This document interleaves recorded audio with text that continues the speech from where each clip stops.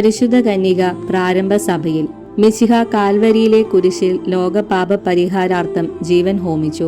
ആദത്തെ നിദ്രയിലാഴ്ത്തി അദ്ദേഹത്തിന്റെ വാരിയെല്ലിൽ നിന്നും ഹവ്വായെ ദൈവം രൂപപ്പെടുത്തിയതുപോലെ രണ്ടാമത്തെ ആദമായ മിശിഹായുടെ മരണനിദ്രയിൽ അവിടുത്തെ ഹൃദയത്തിൽ നിന്നും സഭ ജന്മമെടുത്തു. ആദ്യത്തെ സഭാംഗങ്ങളിൽ പരിശുദ്ധ കന്യകയും വിശുദ്ധ യോഹന്നാനും വിശുദ്ധ മഗ്ദലേന മറിയവും ചില ഭക്ത സ്ത്രീകളും മാത്രമേ അവിടെ സന്നിഹിതരായിരുന്നുള്ളൂ. ഈശോയുടെ മരണത്തിനു ശേഷം അപ്പസ്തോലന്മാർക്കും മറ്റ് ക്രിസ്തുവിന്റെ അനുഗാമികൾക്കും പ്രത്യാശയും ധൈര്യവും നൽകിയത് പരിശുദ്ധ കന്യകയുടെ സാന്നിധ്യമായിരുന്നു. അവരൊരർത്ഥത്തിൽ നിരാശരും നിരാലംബരുമായിരുന്നു. ഇടയനെ അടിക്കും, ആടുകൾ ചിതറപ്പെടും എന്നതുപോലെ നല്ല ഇടയനായ മിശിഹായുടെ പീഡാനുഭവ വേളയിൽ തന്നെ അപ്പസ്തോലന്മാരും അവിടുത്തെ അനുഗാമികളും ഭയചകിതരായി പലായനം ചെയ്തു. എന്നാൽ പരിശുദ്ധ കന്യക അവരെ ധൈര്യപ്പെടുത്തി. മേരി കുമാരനെ മരണത്തിന് കീഴ്പ്പെടുത്തുവാൻ സാധിക്കുകയില്ലെന്ന് അവൾക്കറിയാമായിരുന്നു. പുനരുത്ഥാന ശേഷം ഈശോ ആദ്യമായി പരിശുദ്ധ കന്യകയ്ക്ക് പ്രത്യക്ഷപ്പെട്ടിട്ടുണ്ടാകണം. ആ അമ്മ സന്താപ സിന്ധുവിൽ മുങ്ങിക്കുളിച്ചത് അവിടത്തേക്കറിയാം.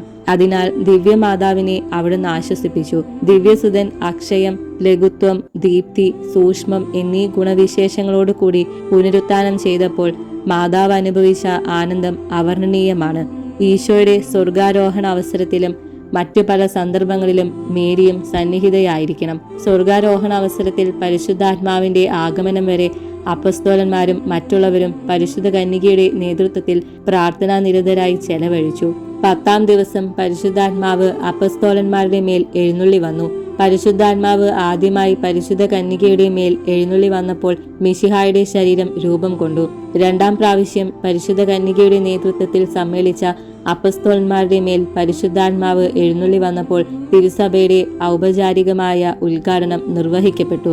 അതുപോലെ ഓരോ ക്രിസ്തീയാത്മാവിന്റെയും ആധ്യാത്മിക ജനനത്തിലും പരിശുദ്ധാത്മാവും പരിശുദ്ധ കന്യകയും സംയുക്തമായി പ്രവർത്തിക്കണം. പരിശുദ്ധാത്മാവിന്റെ പ്രധാന പ്രവർത്തനങ്ങളെല്ലാം പരിശുദ്ധ കന്യകയുടെ സാന്നിധ്യത്തിലാണ് നിർവഹിച്ചിട്ടുള്ളത്. അപ്പസ്തോലിക സഭ കിരാതമായ മർദ്ദനങ്ങളെയും പ്രതിസന്ധികളെയും തരണം ചെയ്തുകൊണ്ടിരുന്നപ്പോൾ പരിശുദ്ധ കന്യകയുടെ മാതൃപരിലാളന സഭയ്ക്ക് താങ്ങും തണലുമായി വർത്തിച്ചു.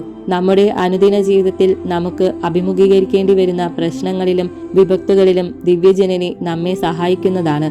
2-ാം വത്തിക്കാൻ സൂനഹദോസിന് ശേഷം തിരുസഭയിൽ വിശ്വാസ തകർച്ച ഉളവായിട്ടുണ്ട്. അതിനുള്ള ഒരു പ്രധാനപ്പെട്ട കാരണം പരിശുദ്ധ കന്യകയുടെ നേരെയുള്ള ഭക്തിയിലുണ്ടായ ക്ഷയമാണ്.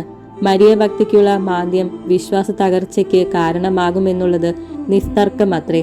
അപ്രകാരമുള്ള സന്ദർഭങ്ങളിൽ മരിയ ഭക്തിയിലുള്ള നവോത്ഥാനത്തിലൂടെയാണ് തിരുസഭയിൽ വിശ്വാസത്തെ പുനർജീവിപ്പിച്ചിട്ടുള്ളത് എന്ന് കാണാവുന്നതാണ്.